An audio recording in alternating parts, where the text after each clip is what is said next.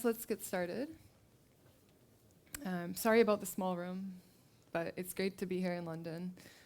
This talk is called The Light Way. My name is Lisa Wray, and I'm an Android engineer on the Messenger Light team, currently at Facebook. And this light will be about making a small app, even one that has a big impact. It's about how we try to be small and fast and simple, even at Facebook scale. So this talk won't make a lot of sense if you don't know what the Messenger Light app is, so I'll start out by telling you about it. If you're not familiar with it, it's the light version of Facebook Messenger. And our goal is to be the fastest and most reliable messaging and calling app in emerging markets and on low-end phones. That doesn't mean it doesn't work on high-end phones. It just means it's going to work really well on low-end phones. It's very small. It currently has a 6 megabyte APK if you download it from the Play Store.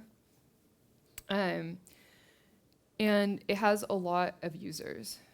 Facebook itself has a huge amount of users, as I'm sure you know. We have 2.4 billion monthly users on Facebook. That was a legal approved statistic. And Messenger, which is the whole ecosystem, has 1.3 billion monthly users. So Messenger Lite itself has slightly fewer users than the main Messenger app, but it still has more than every other app I worked on before Facebook all put together. So that will give you an idea of what we're dealing with here.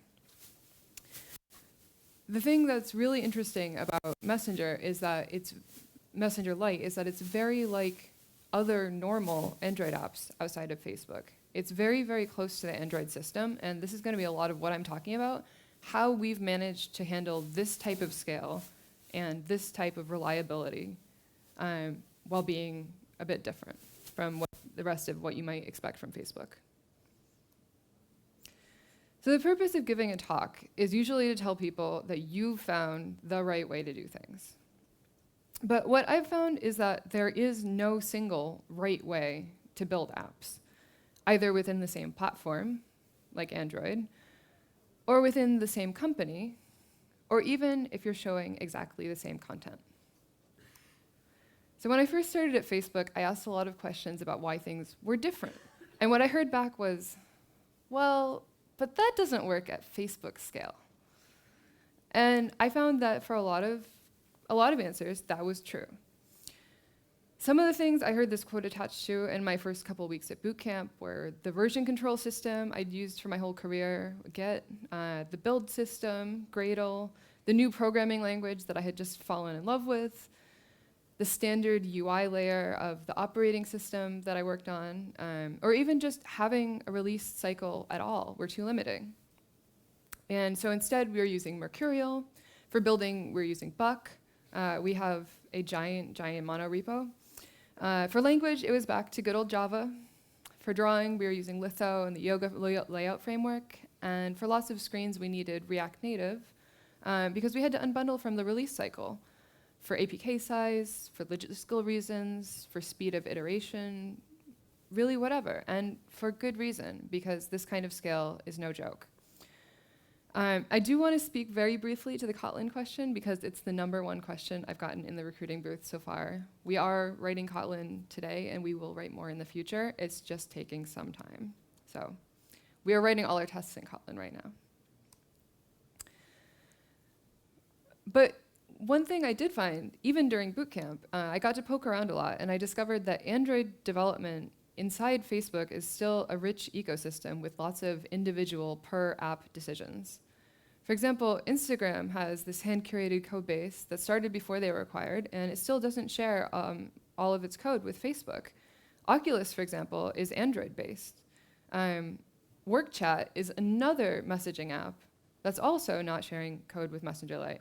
So I thought all of these were pretty cool. WhatsApp, for example, is extremely independent. And some comparisons are interesting to make. For example, we can compare the main Facebook app and Facebook Lite. I'm pretty sure everyone here is familiar with the main app. It's famous for being on the large size and also for being very complicated and having lots of features used by many people.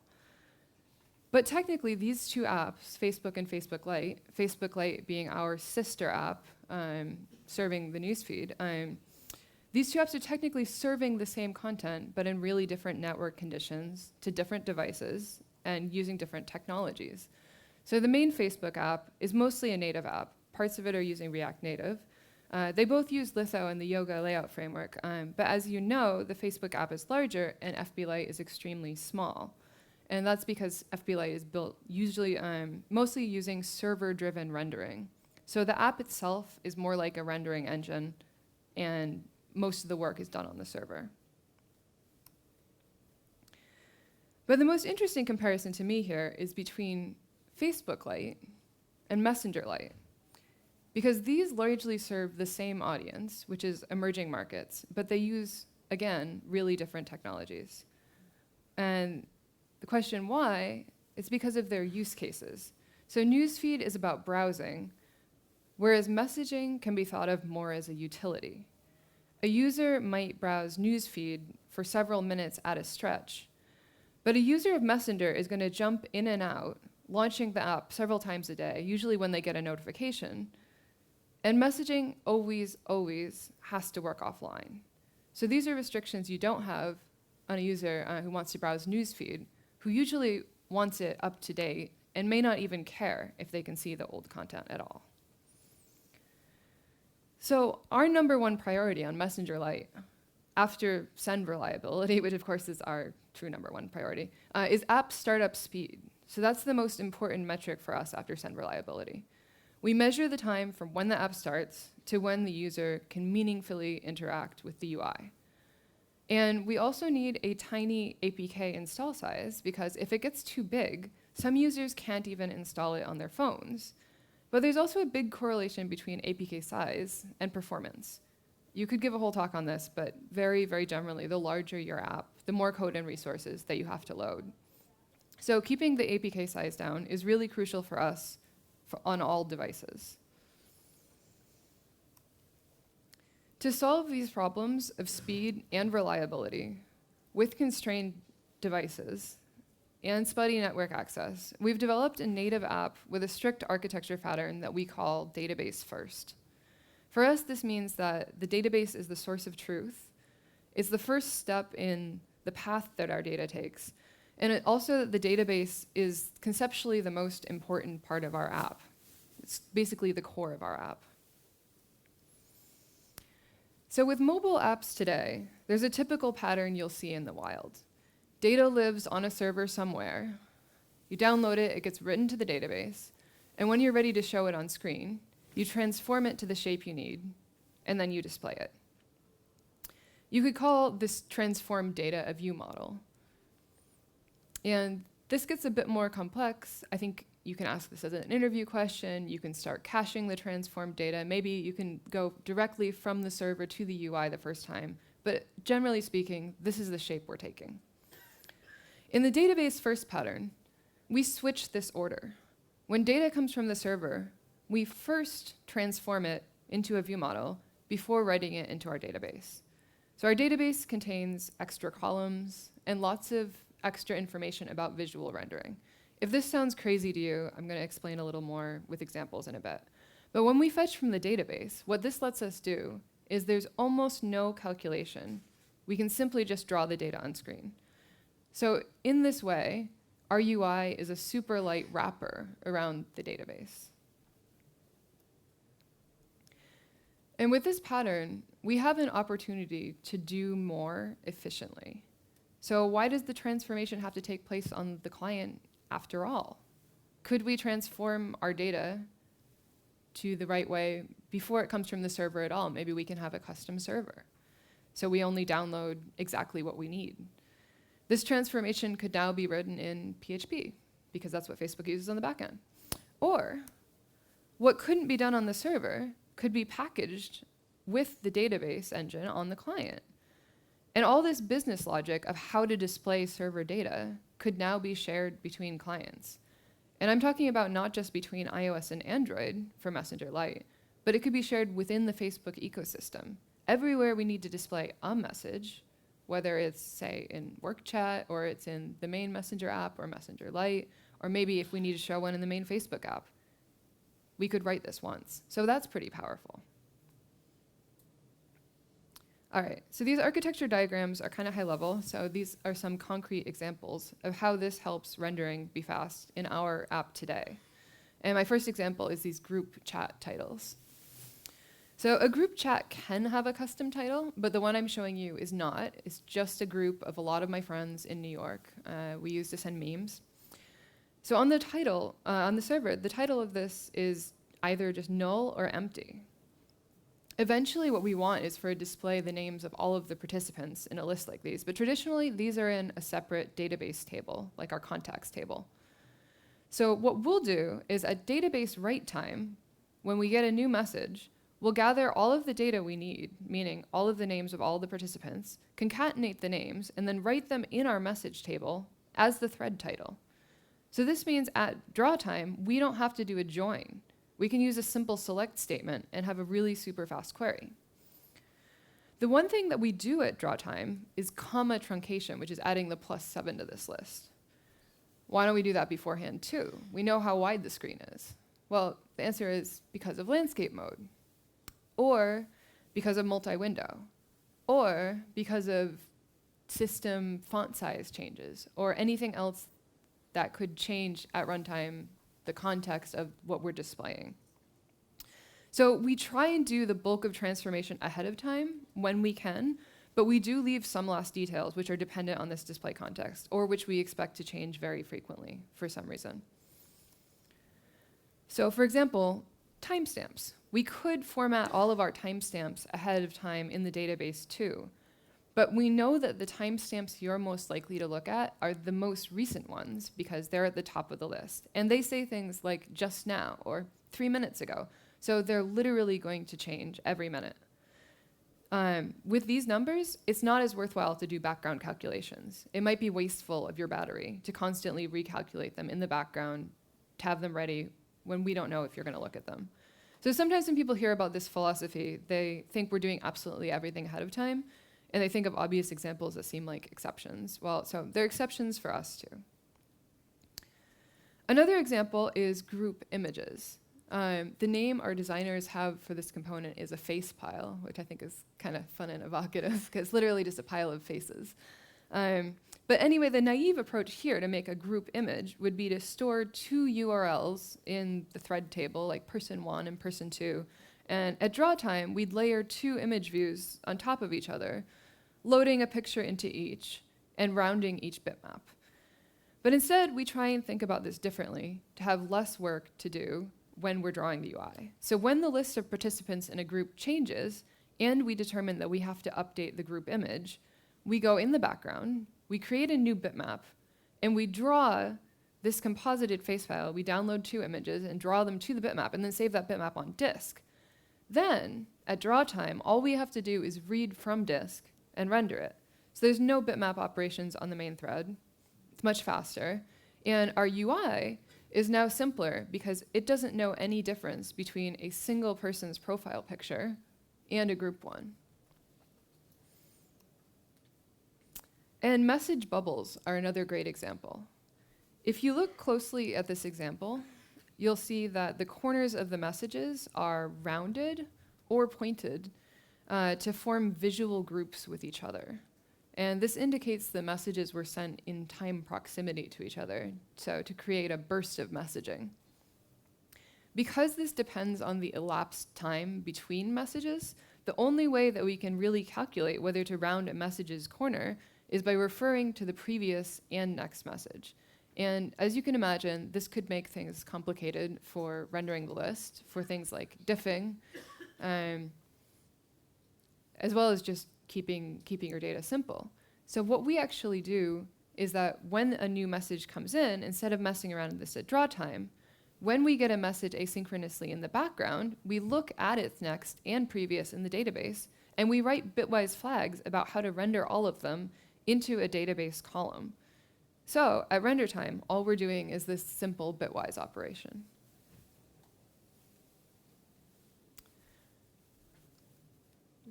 Yep, that was the right slide. Okay, and finally, we've been using data binding. we've had to do a bit of work to hand roll this using Buck, but data binding has been very useful to us. I'm sure a lot of you in this room are already using it, but it's an open source framework written by Google specifically for Android. And in Messenger Lite, we've been using it as the glue between SQLite database and our UI, mostly written in XML. So we consider this a key part of our one-way data flow, a way to express our philosophy that the data in our database should be so simple that if it's too complicated to write in a data binding expression, it's too complicated to render in our UI. So it's really helped us keep our UI both declarative and simple. As with any guiding principle, we violate this all the time, but it's at least a useful thought exercise to keep us on track. So if the database first pattern is so great, why doesn't everyone do this? Well, first of all, the complexity of implementing features is definitely pushed from the UI, where we're used to dealing with it, to the transformation code feeding the database and its queries. So that can make it harder to debug anything that you see on screen. And it can also make changing your UI designs more work, because you have to change the database contents or the schema. Now, I'm not talking about changing a color, but for example, if I want all my thread titles to say Troy and 5 friends, I've got some work to do. You have to be careful to monitor your battery usage based on the frequency of writes versus reads. For example, with the group images I was showing, or with threads, we expect almost a 1-to-1 ratio. So your friend posts to a group chat, we update the image, then you check it. If you have 14 friends who are hammering the same group chat in the background while you're trying to work and not looking at it, if that's the general use case, then we have a problem because it will burn your battery. So we have to be really careful what we're doing here. Denormalization of data, like I mentioned with group chat titles. Now we have a copy of all of my contacts' names as the thread title. So that can increase disk storage, which, fun enough, is also something that is constrained for us. And finally, A/B experimentation is harder. Imagine if you want to change the group image. We found this one out in practice recently. Not only do you have to write the new implementation, but you have to manage the upgrade or downgrade for your users from the previous way. But ultimately, we believe that these difficulties are worth it, and that many of them can be mitigated with investments in tooling. So for example, we have a tool called Flipper for database inspection. It's open source, actually. If you've never tried it, I recommend it. And we also have a framework that helps us with database upgrades. And we have extensive metrics to make sure that we are actually achieving the gains that we think we are. Without it, we might not be doing what we think. So what else?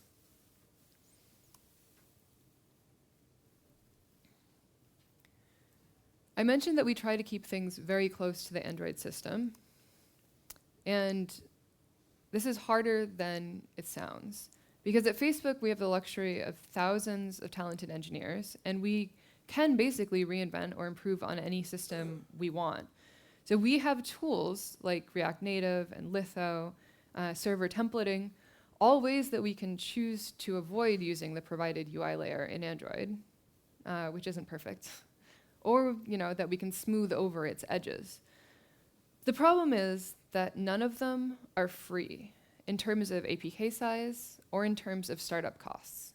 And those are both things that we are trying to optimize in our app at all cost. So in Messenger Lite, we've chosen to just use Android's views and layouts. We use Recycler View, we try and keep our hierarchies pretty shallow, and once in a while, we write custom views. And we also follow the advice that everyone can find on developer.android.com to properly size our assets. We use split APKs, and we use a minification tool like ProGuard. We use the default system fonts, and we do that at every API level. So for example, our designers love Roboto Medium. I get it, the Roboto Bold is really bold, but Roboto Medium only started shipping with the platform on API 21. Are we gonna bundle Roboto Medium? No, we just fall back. So in this vein, we try and let our app gracefully degrade what it can do on older platforms.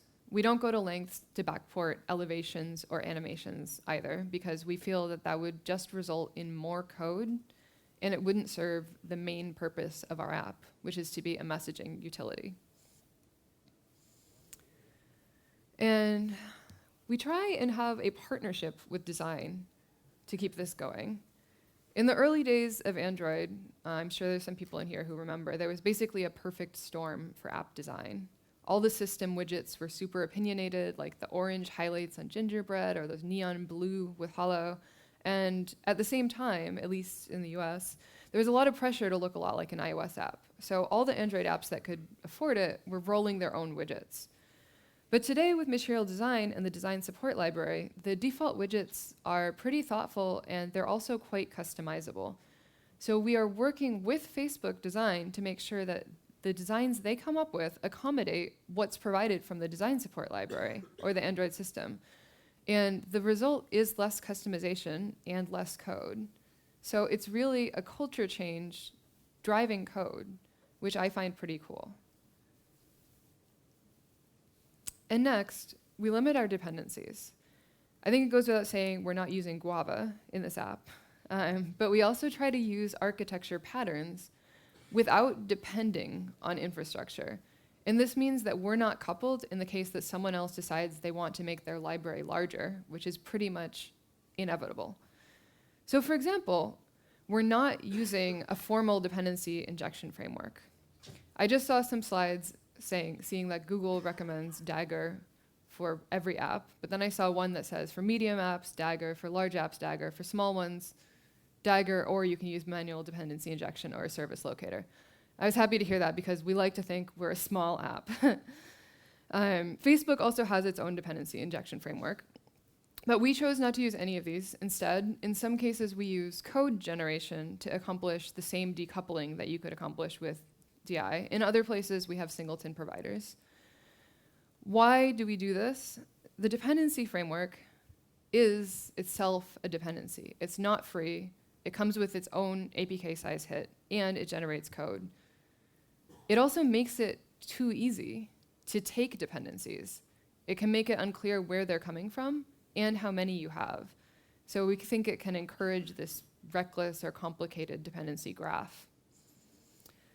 Another example is data binding. We're big fans of how it simplifies our code, but this database first pattern would work without it.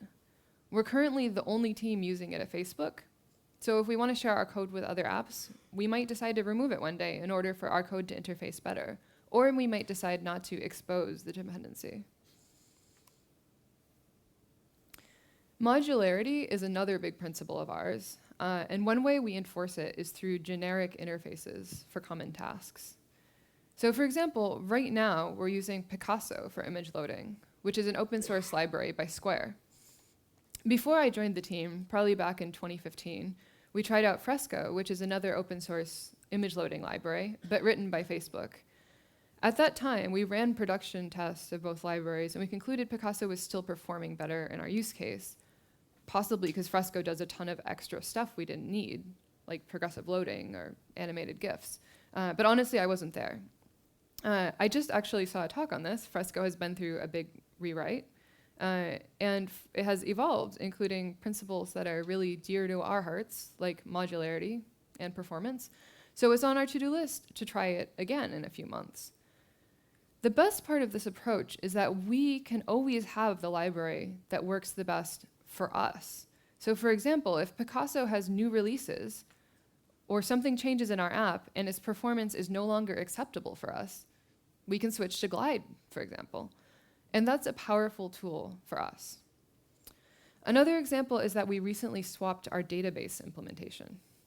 Now you might think this is a little like changing the engine on a flying plane to change the database in a production app, and it definitely was. But we did it by encapsulating database operations in a high-level interface and going through that. And we did something similar when replacing our loading infrastructure. Previously, it was backed by Android loaders, which you may or may not have heard that were deprecated for a really long time. So because of this approach, we're now free to switch in the future between our new in-house solution or evaluate something like view models and live data without disturbing all of the consuming code again or disturbing our users. And finally, infrastructure can't depend on other infrastructure. Part of this is modularity. if your library has a hard dependency on a network library or an image loading library, then we are also now hard coupled, and that's obviously not good. We also don't want A/B testing inside the library. So you might ask, why would anyone do this? But it does make sense. If you want to change some subtle way in which your network library is working, you might want to know for sure that that's a good thing. The problem is an experiment might be tolerable for one user base, but it might radically degrade the experience for the very different user base of Messenger Lite. And it also makes our app really vulnerable to bugs. It means things are changing that we have no insight into. And it makes our metrics unpredictable, and we depend on those metrics to make sure that our approach is correct. So we require that configuration has to be passed in from the client. Another thing that we try to do is refactor large dependencies, or dependencies which themselves have lots of dependencies, into light core libraries. And those way we can use the light library directly, and then the original library can depend on our refactored core module.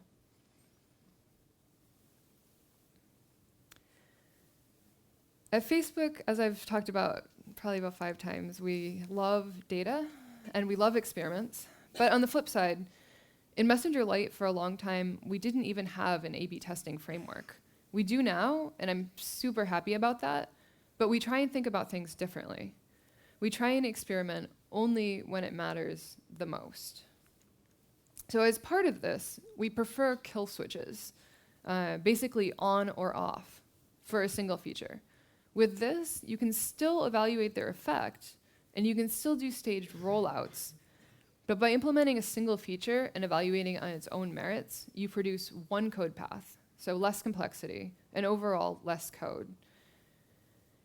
I know that A/B testing can sound pretty harmless on the face of it, but when you have 200 or 300 developers on the same app, each possibly with 5 to 10 experiments at the same time, it's not just possible, but easy to create an app where the number of possible states for the app is larger than the number of users.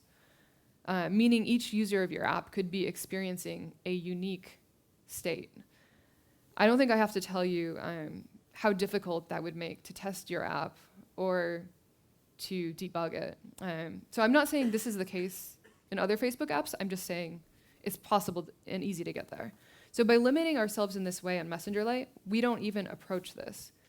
We free ourselves from a lot of possible entanglements. It can take us longer to iterate on new features and get feedback, but we also support the status quo of a sleek and light app that's stable and performant above all. And finally, our app is simple by design. In addition to not building multiple versions of features, we also just left a lot out.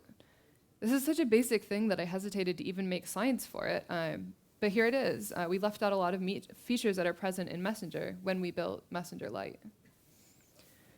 Here are a few features missing today. We don't have reactions. We don't have AR, VR effects, so like the bunny ears and smiley faces that you can put over your face. We don't have group video. If you want to call a bunch of your friends, you have to get them all to hold up the camera. We don't have QR code scanning. We don't have stories. And there are hundreds more features which are intentionally missing in order to keep this app small.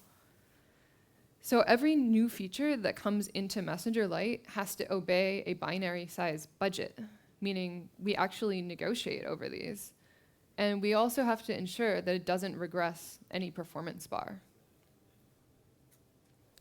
My point here is that we took a bet in both directions on this app, that users would find it valuable, even without the full feature set, but also that it was worthwhile to the Facebook ecosystem to connect more people now, even if we didn't have the full story. And 4 years later, I think it's clear that that bet has paid off. Obviously, this was not just an engineering decision. It went all the way to the top of the organization and involved design as well. But it was an engineering team that conceived this app and who continue to hold the line to make this app successful for people on cell networks in India, for people on the streets of Mexico, for teenagers with their first hand-me-down phones, or we can see you, Android developers on Pixel 3s and Pixel 4s, who just like the fastest possible app. So in conclusion, it's possible to be simple at scale, but it will not happen naturally. It won't happen by accident. You have to do it intentionally, and it takes a lot of work. But if it's the right way for your users and for your particular use case, then doing it the light way is worth the work. Thank you very much.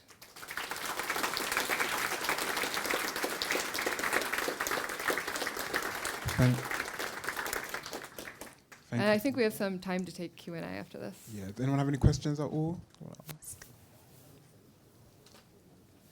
Questions? Yeah, just one moment.